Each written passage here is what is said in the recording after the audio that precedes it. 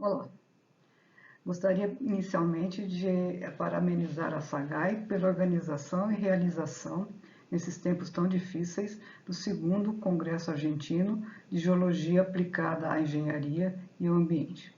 Aproveito também para agradecer a oportunidade de participar e divulgar alguns achados interessantes para as práticas construtivas rotineiras, tanto residenciais como comerciais. Vamos falar então da deterioração de rochas graníticas no ambiente construído, exemplificando com um piso assentado com argamassa.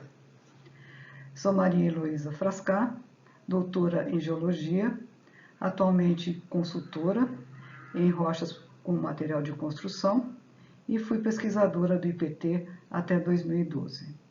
Também sou atualmente ex-presidente da IAEG. As rochas graníticas, objeto desse trabalho, e aí incluindo granitos e gneisses, é um importante material de construção usado desde os mais longínquos tempos na construção de monumentos e edificações.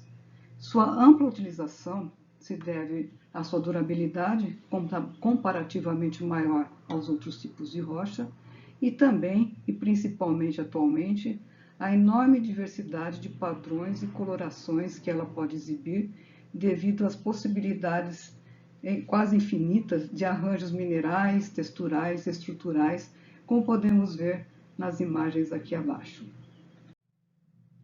E as rochas, incluindo as rochas graníticas, como todos os materiais de construção, se alteram ou envelhecem ao longo do tempo, em virtude da contínua exposição às intempéries e outros. Atualmente atuam como catalisadores as ações antrópicas agressivas, pichações, quebras, a poluição e principalmente o descuido com a conservação, o que leva a uma degradação mais rápida dos materiais rochosos também. A durabilidade, que é relacionada à alterabilidade, é uma característica intrínseca de cada tipo de rocha, que está relacionada às suas propriedades físicas, químicas, mecânicas, relacionadas à mineralogia, textura e outros aspectos, e que no caso das rochas graníticas ressaltamos a estado de alteração e grau de microfissuramento. Os fatores extrínsecos, que são o meio ambiente ao qual ela estará exposta, são também importantes, e com isso também adicionamos as mudanças físicas que são impostas por procedimentos de extração e processamento nos materiais rochosos.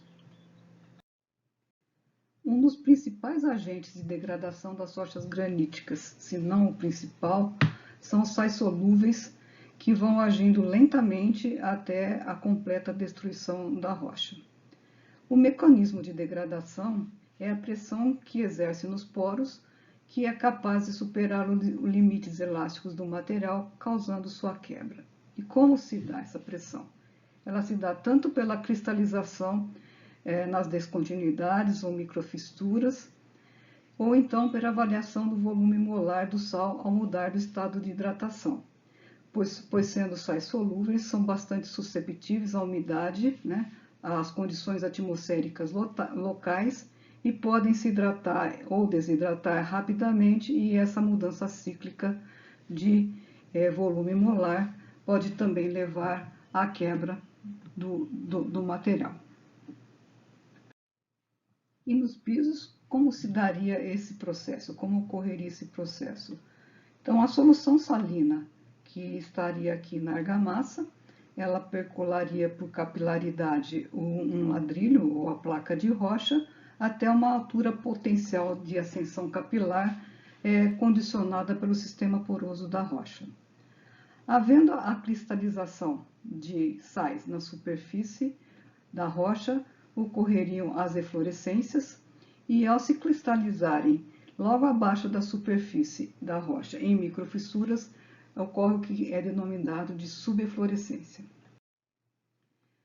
E em pisos e edificações recentes, esse tipo de processo ocorre principalmente em pisos térreos em um tempo relativamente rápido.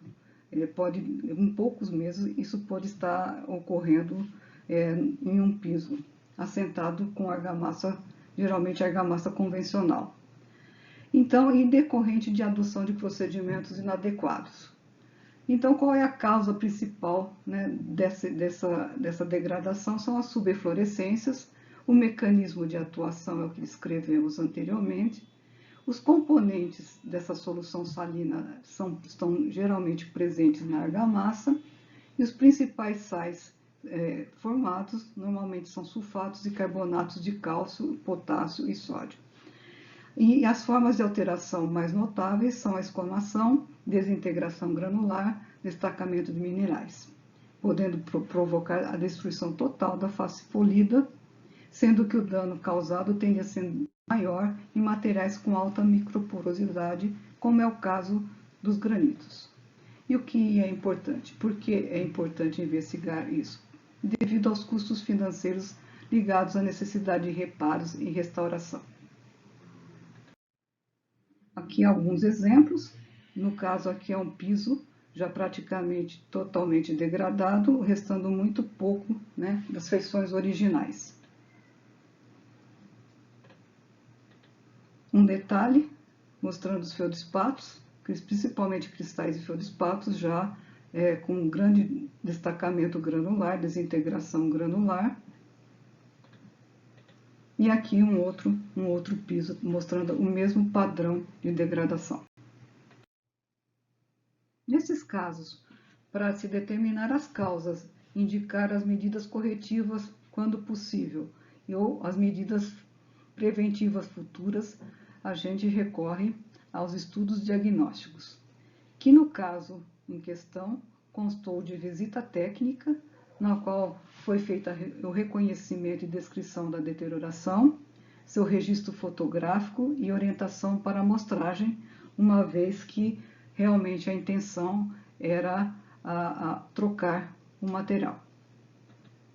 E com o material amostrado foram feitos estudos e ensaios laboratoriais que constaram de análise petrográfica, identificação mineralógica dos componentes da argamassa por difratometria de raio-x e de possíveis sais neoformados na rocha, também por difratometria de raio-x e observação em microscópio eletrônico de varredura com o EDS acoplado.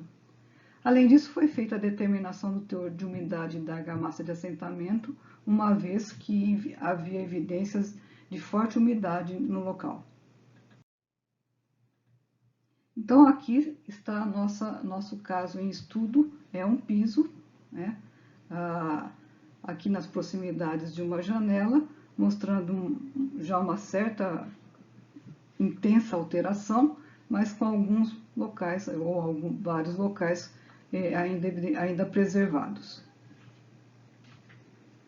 Aqui é um detalhe, mostrando uma área mais escura, próxima aos rejuntos, onde suspeita que seja por umidade, e pontos e áreas brancas, onde era possível haver a cristalização de sais. Aqui um detalhe, mostrando essa área mais escura, provavelmente por umidade, e até já a perda de material, uma intensa degradação aqui nessas áreas mais claras. Bom, então vamos aos resultados. A microscopia óptica, que foi feita em lâminas petrográficas obtidas tanto da face polida como da área perpendicular a ela, e também com o uso de resina colorida para ressaltar as feições de deterioração, primeiramente mostrou que petrograficamente a rocha estudada é um silimanita granada guinais de composição cianogranítica. E é bastante interessante foi o microfissuramento superficial observado nesta rocha. Ele é bastante intenso e também, além desse microfissuramento, que parece ser, digamos, relacionado à própria rocha, havia um outro que tem uma certa forma côncava e preenchido por um material branco, presumivelmente o sal. Outra coisa interessante é que essas microfissuras constituem áreas, né, ou estruturas côncavas, que, na minha opinião, foram determinantes para o padrão, para a cristalização de sal e para o padrão de deterioração que ocorreu nessa rocha. Aqui uma visão, né, da face perpendicular da corte perpendicular à face deteriorada, mostrando que as cavidades aparentemente estão associadas a essas áreas ricas em microfissuras que vimos anteriormente. A microscopia eletrônica de varredura evidenciou a presença de enxofre, sódio, potássio e cálcio em vários pontos estudados, o que presumivelmente são sulfatos de cálcio, potássio ou sódio. Esses pontos aqui é um daqueles que mostramos anteriormente, como aquelas estruturas côncavas, provavelmente preenchidas por sal. Em um outro ponto, observamos a presença de carbonato de cálcio. Em resumo, foi identificado por microscopia eletrônica de varredura a presença de vários minerais que não são componentes da rocha.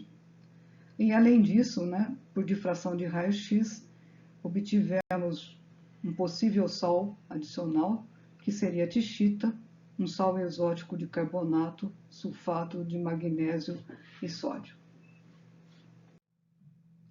Na argamassa, a identificação mineralógica por difratometria de raio-x indicou a presença de portlandita, clínquer anidro, aluminato hidratado de cálcio e silicato hidratado de cálcio, que contém os elementos que foram observados nos sais detectados na microscopia eletrônica de varredura. Além disso, nesta argamassa foi detectada a presença de calcita e foi confirmada a presença de calcita, que não seria usual, o que indicou também um possível processo de carbonatação na própria argamassa.